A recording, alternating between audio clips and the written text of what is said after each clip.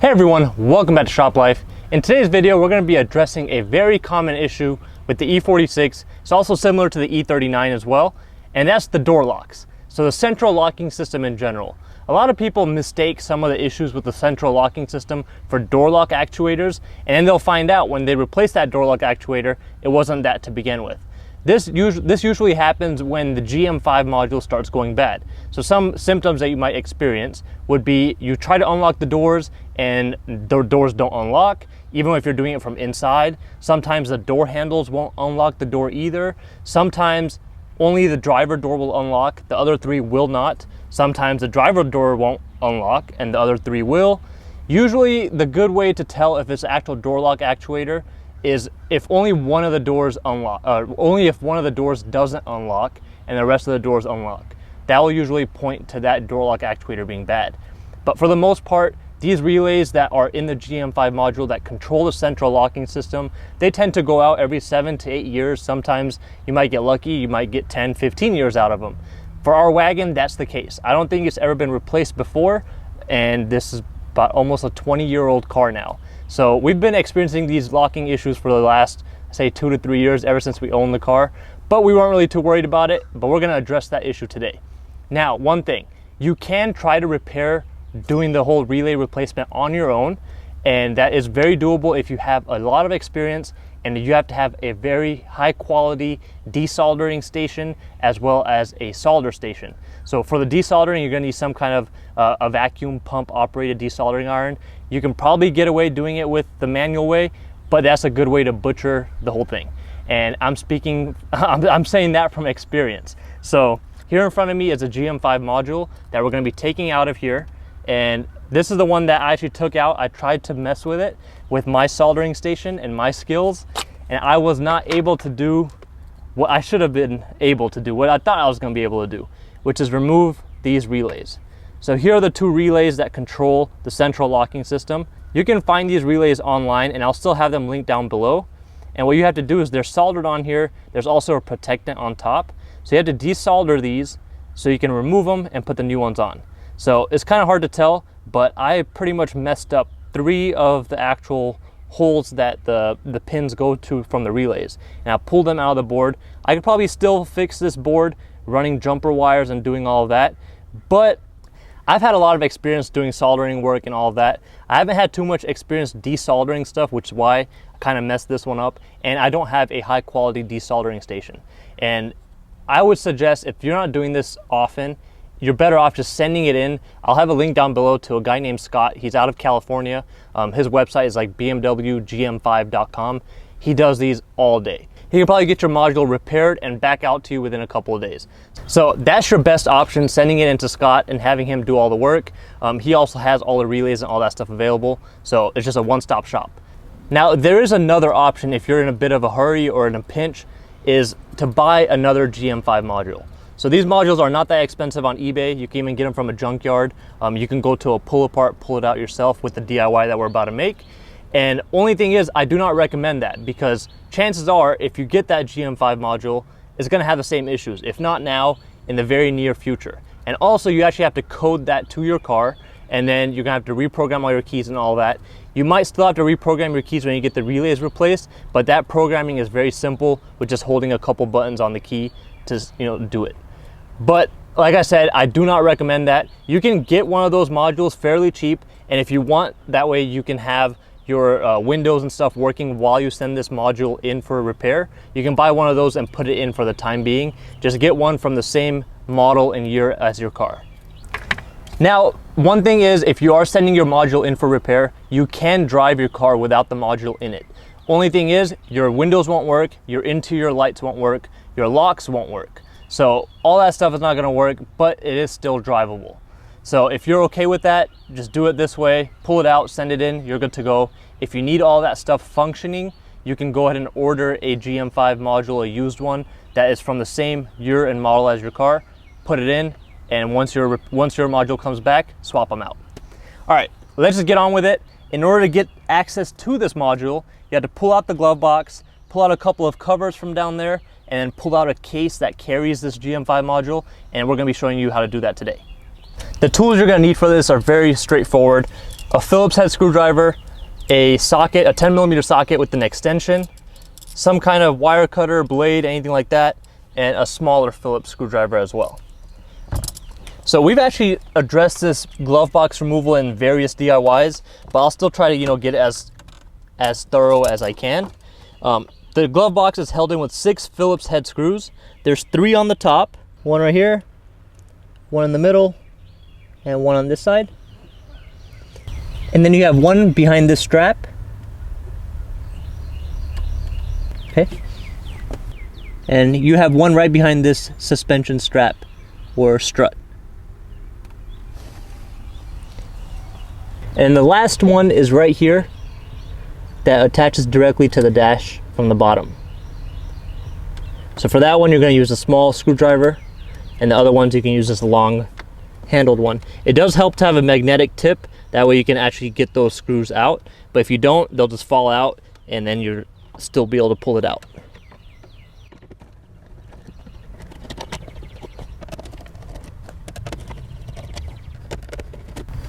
So most of our mounting points are all broken because the previous owners, they actually over tightened it, and also just from wear and tear over the years.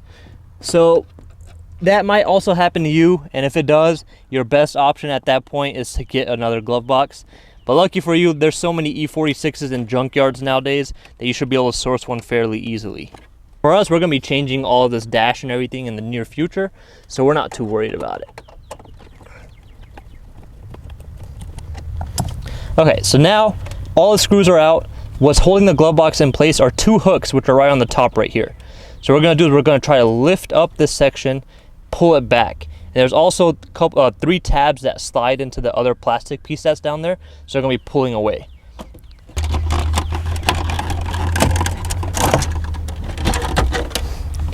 Here are the 2 tabs, one right here and one on this side.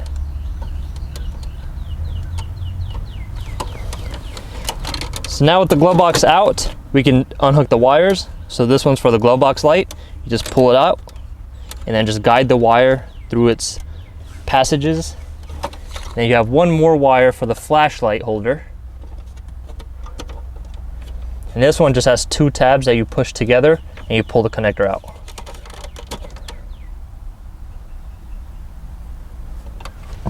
Now we can set the glove box aside.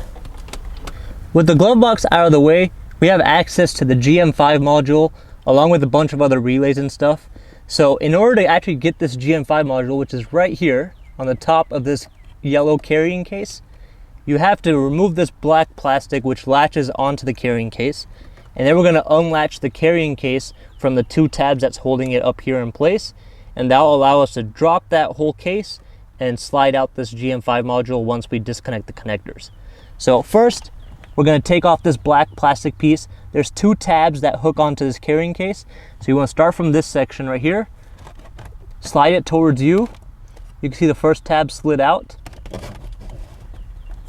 So here's the first tab right here that slid out, and the second one's in the back.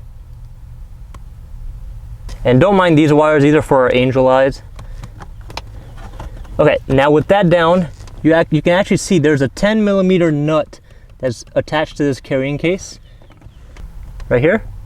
So we're going to pull that 10mm nut off, and then we can unlatch this carrying case.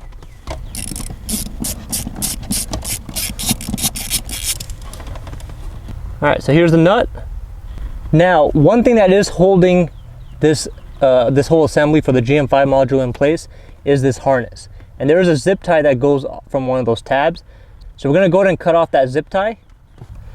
Just be careful when you're doing this. You don't want to cut the wires. Here's the zip tie that's cut. Now you have 2 options. You can actually disconnect all these connectors right here, or you can unlatch this first and then do it.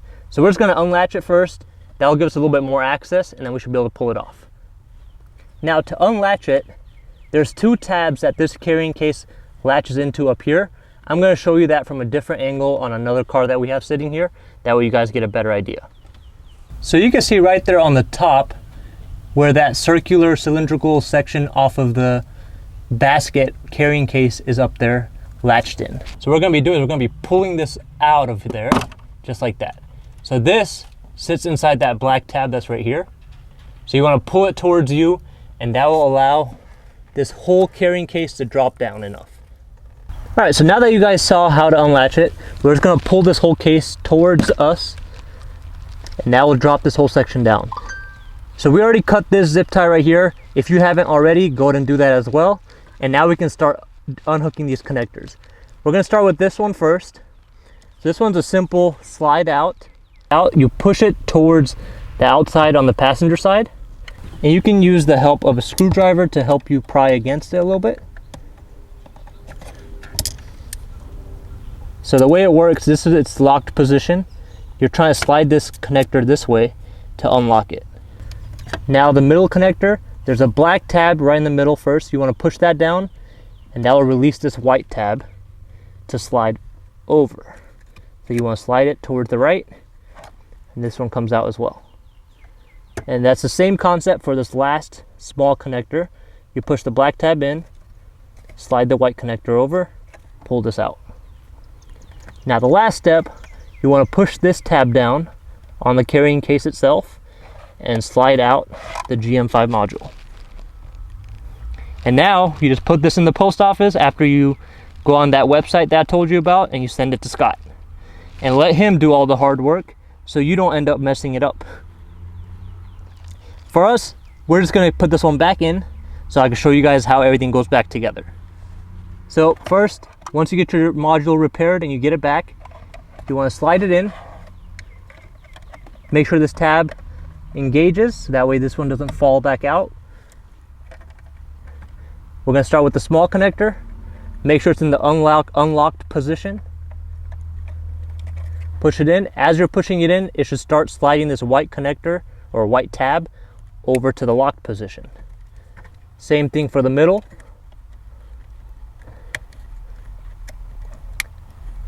And then this one, you want to make sure it's slid out all the way. So you have this space right here that shows that it's unlocked. Push it onto the actual GM5 module. And as you're pushing it in, you want to push this tab towards the locked position. And that will lock it in place.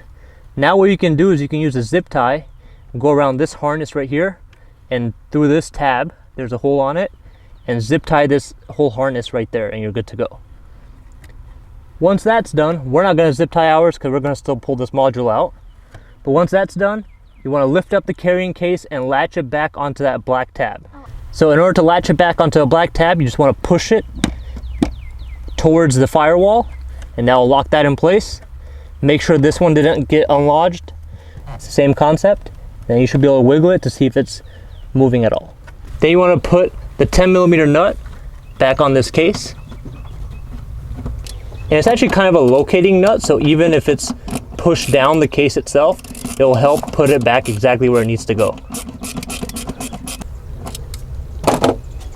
So the next step will be to hook this black plastic section back up. So you can see the two tabs right here where they need to like secure into, one right here and one down here. So we're gonna pull this towards us and slide it in place. Now the next step is to put the glove box back in. Now for the glove box, we want to route all the wiring first. So we're going to start with the flashlight connector. Goes to the bottom right here. And you plug it in. Just by pushing it in, you'll hear both tabs lock in place. The glove box light, route the wiring, and just plug it in as well. You can make sure it's plugged in properly by opening the glove box. All right, now the tricky part. Now these three tabs on the bottom of the glove box, so this bottom part needs to slide in to this black under tray that we hooked on to the carrying case earlier. So you want to make sure that happens, otherwise you're going to have a weird gap and nothing's going to really line up that well. So these tabs will rest on top, and there's these three long tabs that slides in place. You will be able to tell when you're pushing it in, and I'll show you the finished product as well. Now one thing, you just want to make sure you're guiding all those wires in place. That way you don't have any issues with them getting pinched.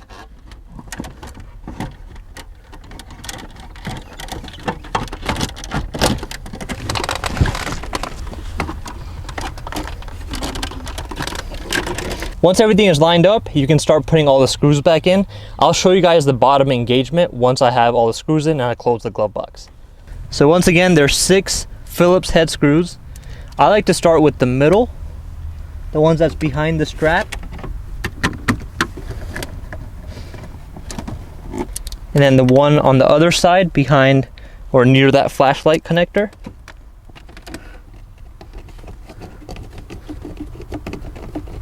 And then I put the 3 on the top, starting with the middle. It's not really exactly in the middle, but you guys get the gist of it.